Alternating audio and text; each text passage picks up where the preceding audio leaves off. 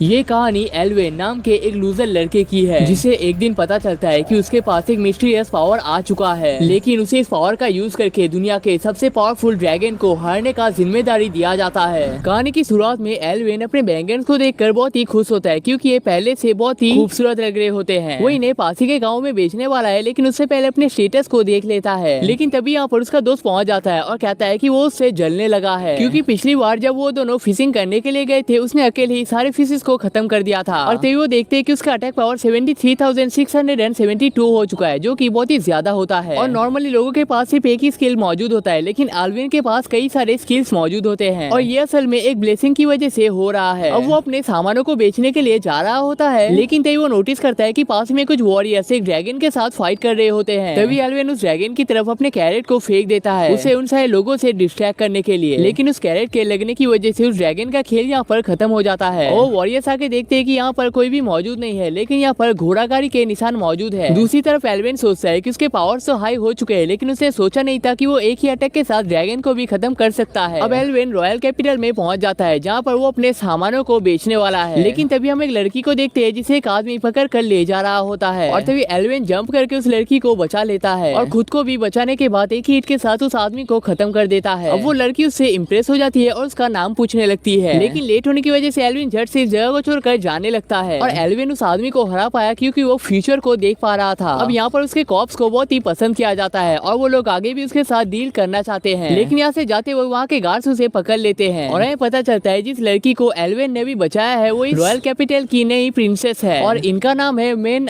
When. और वो Alvin को रॉयल कैपिटल में काम करने का ऑफर देते हैं। एल्विन कहता है कि आपका ऑफर तो बहुत ही अच्छा है, लेकिन मैं रॉयल कैपिटल में काम नहीं कर सकता। तो मेना वेन उसे रोक लेती है और कहती है कि तुम रॉयल कैपिटल में काम क्यों नहीं करना चाहते हो। एल्विन कहता है कि वो एक फार्मर है और उसे अपना काम बहुत ही पसंद है। तो मेना वेन उसे समझाती है कि नॉर्मल लोगों के स्टेटस पॉइंट 50 होते हैं, एडवेंचरर के 130 और नाइट कैप्टन के 600 और लेजेंडरी हीरो के 1000 पॉइंट। और उसने अभी जिस आदमी को हराया है उसका स्टेटस पॉइंट 500 है, जो कि नॉर्मल से बहुत ही ज्यादा है, और इसीलिए वो उसे रॉयल कैपिटल में ज्वाइन करवाना चाहती है। और इसके बदले में इनाम के तौर पे उसे बहुत ही बड़ा जमीन दिया जाएगा, और अब वो उसके स्टेटस पॉइंट को देखना चाहती है। अब एल्विन का स्टेटस पावर 65,000 है, और वो किसी भी हालत में इन्हें वो दिखा नहीं सकता। लेकिन तभी यहाँ पर कुछ वॉरियर्स पहुंच जाते हैं और कहते हैं कि उन लोगों ने लेजेंडरी ड्रैगन को खत्म कर दिया है, लेकिन असल में ये काम उनका नहीं है। एक आदमी जिसके पास घोड़ागाड़ी है, उसने एक ही हिट के साथ इस ड्रैगन को खत्म कर दिया है। लेकिन तभी मौके का फायदा देखते एल्विन इस जगह को छोड़कर जाने लगता है, और कहता है कि रॉयल कैपिटल के जैसे बेकार के काम को मुझे नहीं करना है। अब हमें कैसल के सीन को दिखाया जाता है, जहाँ पर केसिल कहता है कि हेल जोन ओपन हो चुका है, और ऑक्स, गोलेम, ड्रैगन उनके गाँव के ऊपर अटैक करने वाले हैं। और फाइट के दौरान डीमन किंग के हार जाने की वजह से वो सब लोग उनके गाँव के ऊपर अटैक करने आ रहे हैं, और इसलिए वो लोग किंग को यहाँ पर से जाने के लिए कहते हैं। लेकिन किंग कहता है कि वो अपने लोगों को छोड़कर कभी भी नहीं जा सकता है। वो लोग कहते हैं कि उन्हें पता है कि वो एक वर्दी किंग है, और वही इकलौते हैं जो इस गांव को प्रोटेक्ट कर सकते हैं, और इसलिए वो लोग उन्हें इस टाइम पर सेफ रखना चाहते हैं। अब वो सब लोग जंगल को पार करने की कोशिश कर रहे होते हैं, लेकिन एक डेड एंड पर पहुंच जाते हैं, और तभी कैसल अपने विंग्स को निकालने लगता है और अपने असली फॉर्म में पहुंच जाता है, और उनके पार्टनर्स के ऊपर अटैक कर देता है, और किंग के ऊपर भी अटैक करने में कामयाब हो जाता है। तभी एक आदमी उसके ऊपर अटैक करने के लिए आता है, लेकिन वो उसे भी खत्म कर देता है। और हमें पता चलता है कि यहाँ पर जितने भी मॉन्स्टर हैं वो सारे कैसल के पार्टनर्स हैं। तभी कैसल कहता है कि आप लोगों को चिंता करने की कोई भी जरूरत नहीं है, मैं रॉयल कैपिटल के ऊपर कभी भी कोई नुकसान आने नहीं दूंगा, और अपने आप को किंग में बदल लेता है, और कहता है कि मुझे तो रॉयल कैपिटल को कंट्रोल करना है। तभी किंग अपने शील्ड अटैक को अपने आप को प्रोटेक्ट करने के लिए यूज करता है, और इस काम में उसकी बेटी भी मदद करती है। लेकिन कैसल का पावर कुछ ज्यादा ही स्ट्रॉन्ग होता है, और वो एक एक करके उसके सारे शील्ड्स को तोड़ने लगता है। अब वो दोनों ही बहुत ही कमजोर होने लगते हैं, और उन दोनों के ही पावर्स खत्म हो जाते हैं। अब उनके सारे सील्स को टूट जाने की वजह से कैसिल अपना सबसे पावरफुल अटैक को यूज कर देता है। अब एल्विन अपने घर में पहुंच जाता है, लेकिन थोड़ी देर में टेस्टर उसके घर के सामने पहुंच जाता है, और कहता है कि इस गांव के ऊपर कई सारे मॉन्स्टर अटैक करने वाले हैं, इसलिए उन्हें इस गांव को छोड़कर जाना पड़ेगा। लेकिन एल्विन जल्द से अपने कॉप्स को देखने के लिए जाने लगता है, और देखता है कि वो सारे मॉन्स्टर असल में उनके गाँव की तरफ नहीं आ रहे हैं, बल्कि वो तो रॉयल कैपिटल की तरफ जा रहे हैं। तभी एल्विन यहाँ पर बहुत ही खुश हो जाता है, क्योंकि उसके कॉप्स के ऊपर कोई भी हमला नहीं होने वाला है। लेकिन तभी वो सोचता है कि अगर रॉयल कैपिटल ही खत्म हो जाएगा तो अपने सब्जियों को कहीं पर बेच नहीं पाएगा, और इस वजह से वो फिर से गरीब हो जाएगा। जिसके बाद वो मॉन्स्टर्स का पीछा करने लगता है, और यहाँ पर इन दोनों के फाइट को देखने के बाद रिचुअल ग्रो टेक्निक का यूज करके उसके अटैक को खत्म कर देता है। कैसिल एल्विन के ऊपर अटैक करने के लिए जाता है, लेकिन एल्विन उसे ही पटक देता है। अब इसके बाद कैसिल अपने असली फॉर्म में आने लगता है, और सारे लोगों को मारने लगता है, और अपने पूरे पावर्स के साथ एल्विन के ऊपर अटैक करता है। लेकिन एल्विन के एक हिट के साथ उसका खेल यहाँ पर खत्म हो जाता है और यहाँ पर जितने भी मॉन्स्टर मौजूद थे वो सब भी यहाँ से भागने लगते हैं। अब किंग उसके इतने सारे पावर्स को देखकर इम्प्रेस हो जाते हैं और कहते हैं कि क्या तुम हमारे कंट्री के लिए काम करना चाहोगे, लेकिन एल्विन कहता है कि उसे इस तरीके के काम करने का कोई भी इरादा नहीं है। तभी किंग उसे इम्प्रेस करने के लिए उसे एक बहुत बड़ा जमीन देने का प्रॉमिस करते हैं और इसके बदले में उसे बस गिल्ड में ज्वाइन होना पड़ेगा और जरूरत पड़ने पर उनका हेल्प करना पड़ेगा।